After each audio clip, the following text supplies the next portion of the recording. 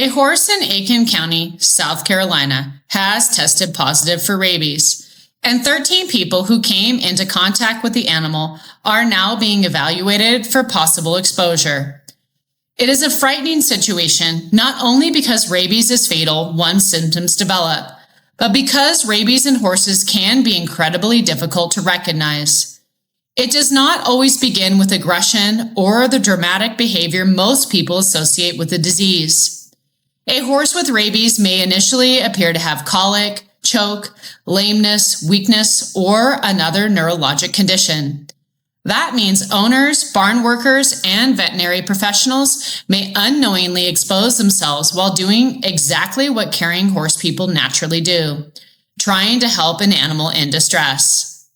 In today's video, we are discussing what happened in Aiken County, how a horse can contract rabies, why so many people may have been exposed, which symptoms horse owners need to recognize, and how one routine vaccine can help prevent a tragedy like this.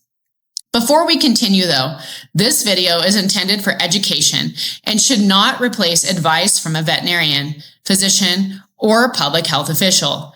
If you believe that you, another person, or an animal may have been exposed to rabies, contact the appropriate professionals immediately. Do not wait for symptoms to appear. According to the South Carolina Department of Public Health, the infected horse was found near Wire Road and Jaws Lane in Aiken. The horse was submitted to the state laboratory for testing on August 18, 2026, and the positive rabies diagnosis was confirmed on August 19th. 13 people were reportedly exposed and referred to their healthcare providers. At this time, officials have not publicly identified the horse or explained what symptoms it developed. They have also not disclosed how the horse may have become infected or whether it had been vaccinated against rabies. Without that information, we should not speculate or assign blame. However, the number of people involved demonstrates how quickly one sick horse can create a serious public health emergency. When a horse suddenly becomes ill, it may be examined by its owner, barn employees, friends, family members, a veterinarian, and veterinary technicians. People may help restrain the horse, administer medication, check its mouth, load it into a trailer, or transport it to a veterinary hospital. If that horse is drooling or struggling to swallow, people may come into contact with its saliva before rabies is ever considered. Everyone may simply believe they are treating colic, choke, an injury, or another more common equine emergency. Being identified as exposed does not mean that all 13 people have contracted rabies. It means that public health authorities believe their contact with the horse warrants a medical risk assessment. Rabies is most commonly transmitted when saliva from an infected animal enters the body through a bite. A possible non-bite exposure can also occur when infected saliva reaches broken skin or a mucous membrane, including the eyes, nose, or mouth. A person does not ordinarily contract rabies simply by standing near an infected horse. Touching the horse's coat with intact skin is also not generally considered an exposure. The concern is whether saliva or nervous system tissue could have entered the person's body. That may happen more easily than people realize when working with a sick horse. Someone may have a small cut on a hand. Saliva may splash towards the face. A horse experiencing pain or neurologic confusion may suddenly bite. Someone attempting to treat what appears to be choke may reach into the horse's mouth. Public health professionals must evaluate those details individually. No one should try to determine on their own that an exposure was too minor to matter. If saliva from a horse suspected of having rabies enters a wound, scratch, eye, nose, or mouth, the affected area should be washed thoroughly with soap and water. The person should then contact a healthcare provider and the local or state health department immediately. Rabies can be prevented after exposure, when treatment begins before symptoms develop. For someone who has never previously received a rabies vaccine, post-exposure treatment generally includes careful wound cleaning, human rabies immune globulin, and a series of rabies vaccinations. People who have already been vaccinated follow a different protocol. The exact treatment depends on the circumstances and must be determined by medical and public health professionals. The reason every possible exposure is treated so seriously is simple. Once a person develops clinical symptoms of rabies, the disease is almost always fatal. There is no benefit in waiting to see whether someone becomes sick. The entire purpose of post-exposure treatment is to stop the virus before that happens. But how does a horse contract rabies in the first place? Horses are usually infected after being bitten by a rabid wild animal. Depending on the region, common wildlife carriers in the United States include bats, raccoons, skunks, and foxes. An encounter may happen in a pasture, around a water source, along a fence line, or even inside a barn. A rabid wild animal may lose its normal fear of people and domestic animals.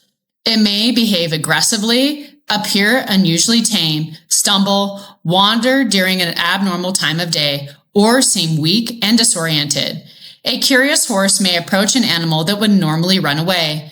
The frightened or neurologically impaired animal may then bite the horse on the muzzle, face, or leg. The bite may never be seen. It could be extremely small and hidden beneath the horse's coat. By the time the horse becomes sick, the original wound may have completely healed. After the rabies virus enters the body, it begins traveling through the peripheral nerves toward the spinal cord and brain. According to the American Association of Equine Practitioners, the incubation period in horses is usually between 2 and 6 weeks, although periods of up to 6 months have been reported. Throughout much of that time, the horses may appear perfectly healthy. There may be no visible wound and no obvious reason to suspect that anything is wrong. Once clinical signs begin, however, the disease usually progresses rapidly. The symptoms of rabies in horses are highly variable, and this is one of the most dangerous aspects of the disease. Rabies does not always produce immediate aggression or the classic image of an animal foaming at the mouth. The first change may be subtle. A horse may appear unusually quiet, depressed, anxious, or restless. The owner may simply feel that the horse is not acting like itself. Some horses develop a fever or stop eating. Others show colic-like behavior, include pawing, rolling, looking at the abdomen, repeatedly lying down, or becoming increasingly agitated. The horse may initially be treated for colic, but the symptoms may not respond as expected. Additional neurologic abnormalities may then begin to appear. Rabies can also resemble choke. The horse may have difficulty swallowing, stretch its neck, cough, or allow saliva, water, and feeding material to drain from its mouth or nostrils. As paralysis affects the throat and jaw, the horse may be unable to swallow its own saliva. This is when an owner may instinctively try to examine the mouth, administer oral medication, or remove what appears to be an obstruction. Those compassionate attempts to help can place someone directly in contact with infected saliva. Other symptoms of equine rabies include lameness, muscle twitching, weakness, blindness, difficulty urinating, extreme sensitivity, stumbling, incoordination, and progressive paralysis. Some horses may bite at themselves because of intense itching or abnormal nerve sensations. Others may become distressed, aggressive, unpredictable, or dangerous to handle. Rabies in horses is sometimes described as appearing in either a furious form or a paralytic form. The furious form can involve severe agitation, aggression, biting, striking, or frantic behavior. However, the quieter paralytic form is reportedly more common in horses. A horse with paralytic rabies may become depressed, weak, uncoordinated, and eventually unable to stand. Paralysis may begin in one part of the body and progressively spread.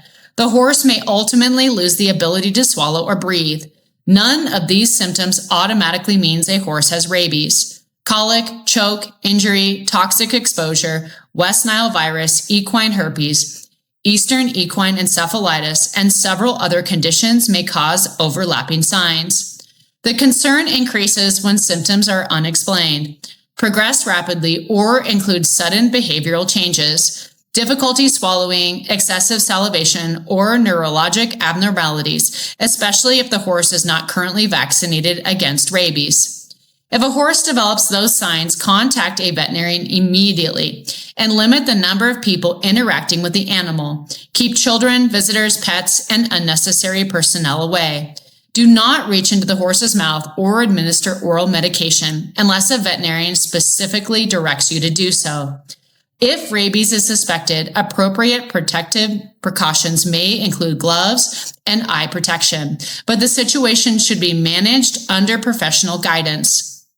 Unfortunately, there is no reliable test that can definitively rule out rabies in a living horse. A confirmed diagnosis generally requires laboratory examination of specific brain tissue after the horse has died or been euthanized. There is also no effective treatment once a horse begins showing clinical signs of rabies. According to the AAEP guidance, an unvaccinated horse typically dies within 5 to 7 days after the onset of symptoms. That is what makes this disease so devastating. Rabies does not only take the life of the horse, it can also leave every person who attempted to help wondering whether they were exposed to a fatal virus. Fortunately, rabies in horses is largely preventable through vaccination. The American Association of Equine Practitioners classifies rabies as a core vaccine.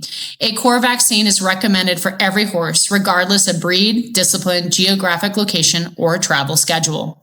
A horse does not need to compete, travel, or interact with unfamiliar horses to be at risk. Rabies exposure usually comes from wildlife, and wildlife can enter even a well-maintained private property. A retired horse living quietly in a pasture can encounter a skunk. A backyard horse can investigate a sick raccoon.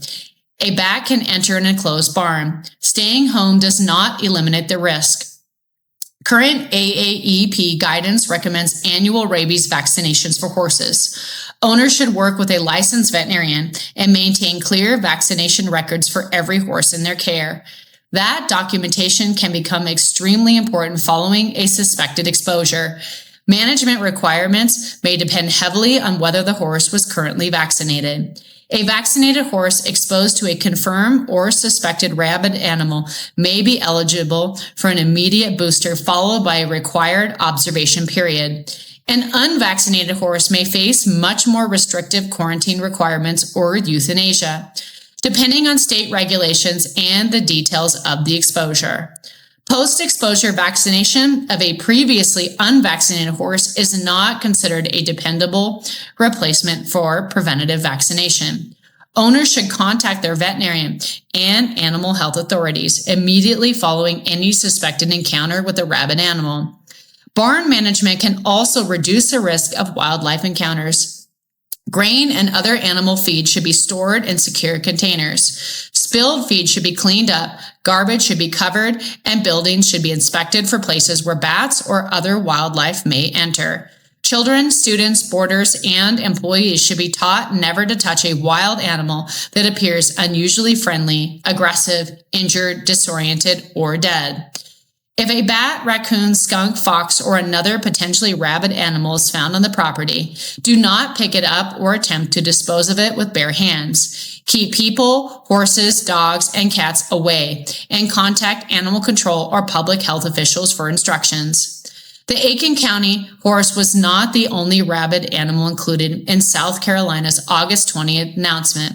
A skunk in Anderson County and a raccoon in Charleston County also tested positive. 4 dogs were reportedly exposed in those 2 incidences and were required to be quarantined. At that time, South Carolina had confirmed 72 rabid animals during 2026. The infected horse was reportedly the 7th animal to test positive in Aiken County this year. Those numbers show that rabies continues to circulate in wildlife. Although confirmed rabies in horses is uncommon, the risk is not theoretical, and the consequences of a single case can extend far beyond one animal. South Carolina officials asked anyone who believes someone they know, or their pets had come into contact with an infected horse near Wire Road and Joss Lane to call the state's 24-hour rabies reporting line at 888-847-0902 and select option 2. People outside South Carolina should contact their local health department, healthcare provider, veterinarian, animal control agency, or state animal health officials following a possible exposure. There are still unanswered questions surrounding this case. We do not know how the horse became infected, what symptoms it developed, or whether it had been vaccinated. We also do not know exactly what type of contact led officials to identify 13 people as exposed. Those details may eventually provide a clearer picture of what happened. For now, the most important response is not speculation or blame. It is prevention.